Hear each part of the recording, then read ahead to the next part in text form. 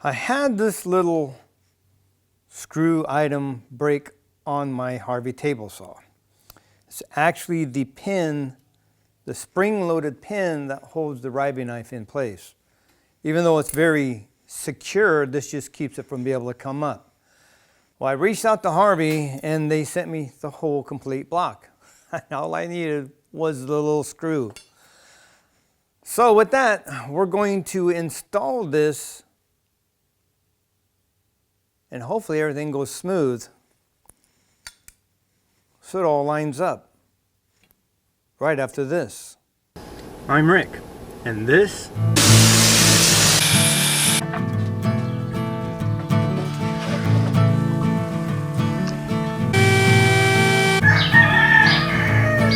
shut the heck up, you stinking roosters.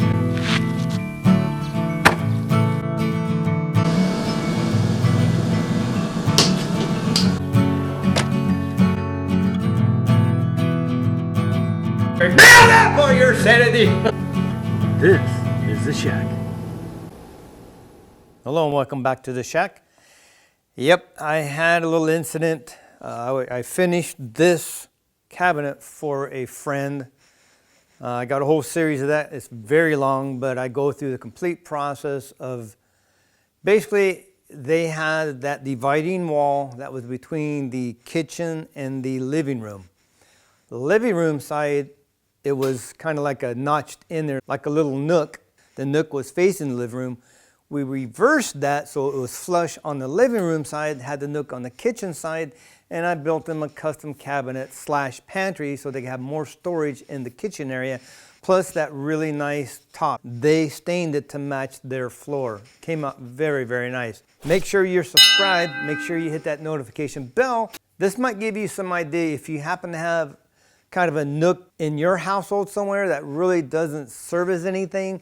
This may give you an idea to put in some cabinetry, some shelving or something to better utilize that space. Back to what we're doing here. During that build, when I went to remove the riving knife for something I was doing, this popped out. I'm like, what the heck is this? And I had to go into the cabinet, dig through some of the sawdust down there. Come to find out, it was the pin, I guess you call it whatever, that holds the riving knife in place. It kind of locks it in. So it sits in like this. You push down, pull back, and that releases it here to take the riving knife out, put the new one in, and you just pull forward. It goes and locks it back in place. Mine fits very snugly. Is that even a word, snugly? Fits very snug. So I'm not even really worried about it. I was hoping just to get the pin itself, but they sent me the whole block. So if you get your Harvey table saw, maybe this isn't lined correctly, maybe this will help you. I'm going to go through the process of removing the old one. We're going to replace the new one, and we're going to have to get it all nice and lined up again. That's what I didn't want to do. I wanted just to replace that, and I actually tried to unscrew this. No, that ain't coming out. It ain't going to happen, so I'm going to have to replace the whole thing. So I'm going to readjust the camera. Let's get down here and let's get busy. Hopefully you're catching all this. It's really hard to get a camera in here to see real well. But this is the unit itself. As you see here, there's a new one. It fits in that way. And the riving knife fits between, I guess, that little plate here and that. The tools that come with Harvey, you have all the Allen wrenches. I don't know what size this one is. I forget to look at it. Oop, that's not the right one. Where'd it go? Oh, right here. That was the largest. It was the next one down. So that should take that screw out.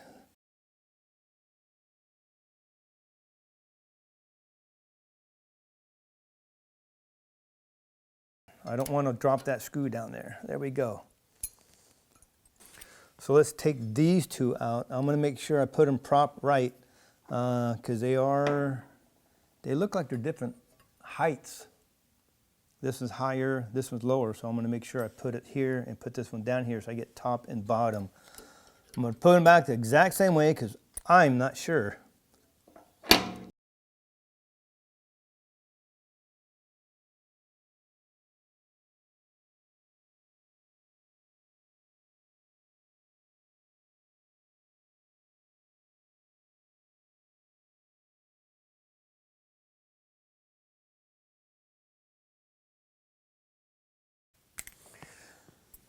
Okay, and you got top one, there we go. It's got the little spacer and washer, that's the top one. As soon as I got the bottom one loose, everything loosened up, that came right out, so that's the old one. So that was the issue right there. That's why I got a new one. With that, now we can put this one on. Let me get this one started if I can, without losing it down there.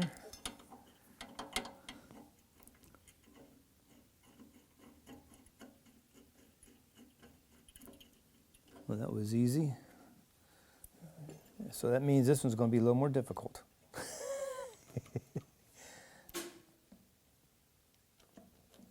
I know it's there somewhere. Ah, there it is, okay. Now, find it. Go slow, thread it. You don't want to cross thread it. So if it starts a little rough, don't. Go back first till you hear it click, then screw it in. So these are both in. And this goes in that way.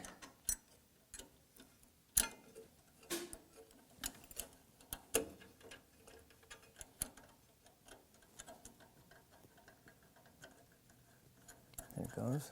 Oh, surprisingly, I got lucky. This is going pretty easy.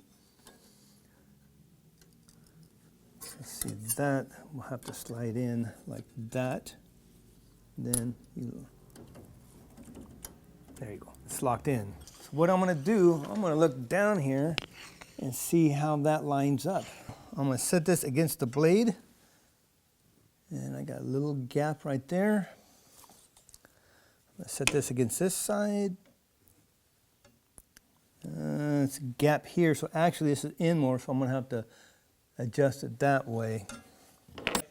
It only took maybe about 12 adjustments, 10 to 12, somewhere around there. So what I would do, I have my hand in down here like this, so I would hold it, get it in there, and I would literally take back that far, maybe a quarter turn, and that far, so maybe half turn top, bottom.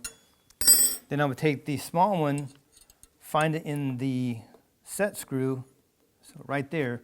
So literally, I would either loosen it down, like maybe a quarter turn, or I'd find it down here and tighten it a quarter turn. That was it each time, top and bottom, till I got them pretty darn good in here. I had to stop the video here because I have to redo this. Harvey actually has it on their website. I'll have it in the description below. There's a link to this section in the website. Click on that link, go there, and it tells you exactly how to adjust the riving knife. But being that I have done this already, there's a few things, maybe little tips, if you will, I have for doing this. I'm going to go over those real quickly, and I'm going to use this. So I'm going to readjust the camera. We're going to be looking at the riving knife. I'm going to show you on this exactly what I mean, how to do it, to hopefully make it easy on you. With the camera readjusted, hopefully I have it pretty in line here, and you'll be able to see this. So now my end result is this is against the blade, and I have it lined up with the arbor here. And you see the blade moves. I'll do it here. See, it's moving up and down, but it's not allowing the carbide tip to pass. So it's in line with the body of the blade, because I am referencing in between the two carbide tips. So it moves, but it's not allowing the carbide tip to pass. Same thing on this side. See? Not allowing that carbide tip to pass. So the riving knife and the body of the blade are in line. The carbide tips are wider, so it's perfect. If you look down onto this riving knife and blade, I look down on this and I get centered. That is almost dead on center. I'm looking at the very tip of the riving knife. So you see in the picture, I have almost a perfect gap right along here, 3 to 5 or 3 to 8 millimeters. Perfect. It's all set up. It's done nice. So my plumb, my 90 is good. Plumb 90 on this side is good. So this riving knife is set and ready to go. So my little tips are, if you have to replace this, undo these 2 screws, leave the riving knife in so you can use it as a handle, loosen those 2 screws, and you lift this up. With that up and out of the way, you set it down on your bench, take out the center screw, which holds on the bracket, the little plate here that holds the riving knife in. Undo that. When you set it on here, make sure you align all these holes here. That was a problem that I had. I could not get to this screw, and I'm having issues trying to adjust this, so I finally had to take the whole thing off, and I looked at it. That plate had shifted, and I couldn't get in there to get that set screw. So make sure that is set over all 4 in the line, put it on, snug it. You don't have to have it tight. Too tight, you'll never get the riving knife in and out. You use this center screw here to adjust the tension, so make it where you can take it in and out decently. You want it a little snug, but you don't want it crazy. And then my theory behind this, doing this, loosen these 2 up.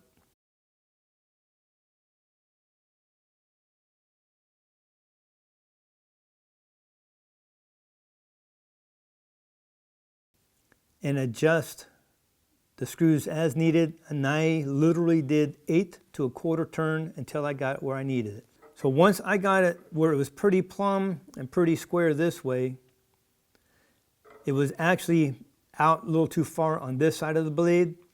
So I would unloosen these 2 screws, back all 4 screws up 1/4 turn till I got to the point where it was close. Then I did 1/8 of a turn till I got to where it was at now. And once I did that, again, I checked the square and I checked the plumb, make sure it didn't shift. It shifted a little, so I had to, I think it was screw these 2 in, back these 2 off, screw these 2 in, back these 2 off because it shifted that way a little bit, so I had to bring it up plumb again. And as you see, the result is fine. Little tedious, I will admit. After I had done the initial video, and I came back out here, it was off just a little in my crazy world. I had to go ahead and realign it and make sure it was good. So I took another half an hour and I played with it and I got it to where now this is my end result and I am happy with it. Also, you see right here, I have a long, like 18-inch magnetic hand, I guess. So if I drop things working on vehicles, I can reach down there and pick them up, screws and such. Yeah, I forgot to put a rag in my dust collection and the Allen wrench slipped out of my hand.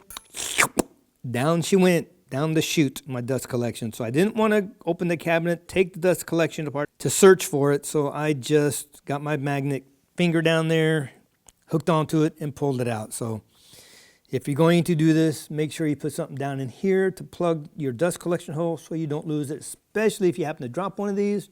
You really don't want to go down there and fish for it.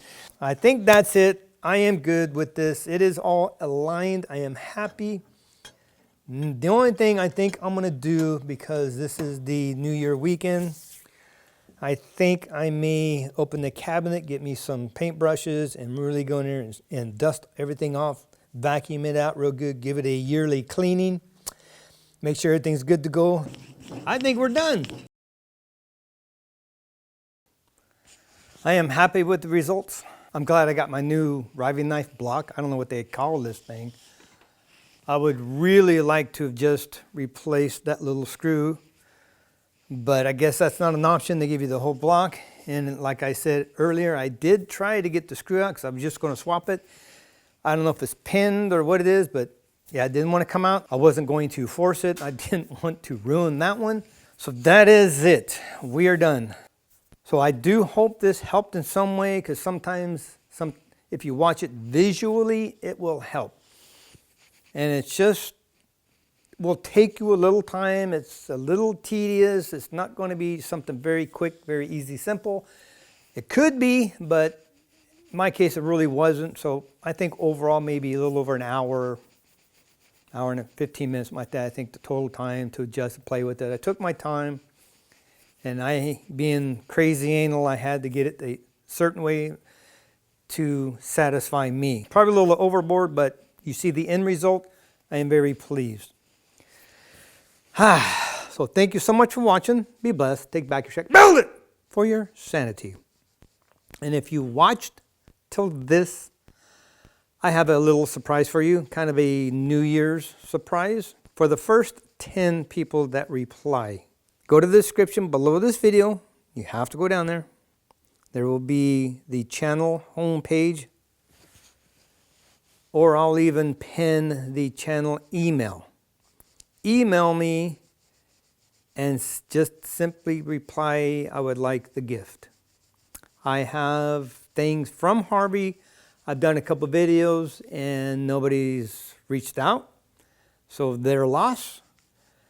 I have a box here. I will show you. We have a Harvey hat. I have Harvey stickers. Harvey and Bridge City tool. And I have a 6-inch Bridge City tool from the 2024 IWF in Atlanta that I went to. And is their 6-inch steel little ruler. Great little thing to have, measuring things out. Nice. Hit me up. I only have 10. First 10 get it. And I have some of my personal stuff, which I will throw in a couple of pins from the channel. And I don't know how I'm going to work it yet, or if I'm just going to throw a couple of these in randomly for those 10 people. Because I have some of the boxes ready to go, but I am going to give these away. I've asked people a couple times, but some people think it's spam and won't reply, which I understand. So what I'm going to do, I'm just going to give them away. I will throw in the glue bot in one of these. I will throw in a Crescent Lufkin. I am a big fan of these. This is what I use now in the shop. No more Stanley. I've gone to these. This is the 25 foot. I keep all, 16 foot. For years, I think the 12 foot Stanley is all we used in my stepfather's cabinet shop. Didn't need anything bigger because it was strictly doing sheet goods, so I didn't measure anything over 8 feet. But my 16 foot is like my main go-to. I actually have one here on the table saw, one back there on the band saw, and I keep one in my tool belt. These are my go-to now, only because they have the numbers on the front and back. Very easy for me to read. I like the green on the black. I'll show you on this one. The numbers, great.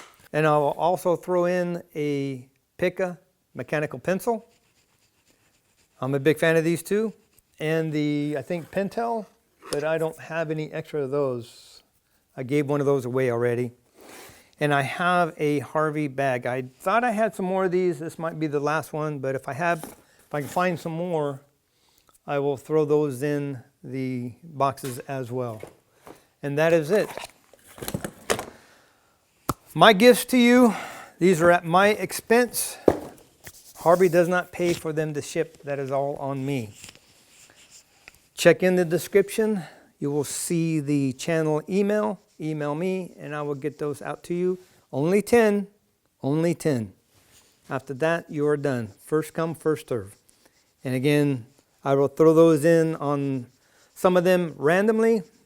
You might get a little extra here and there, and that's about it. And we are done. Till next time, we will see you next video.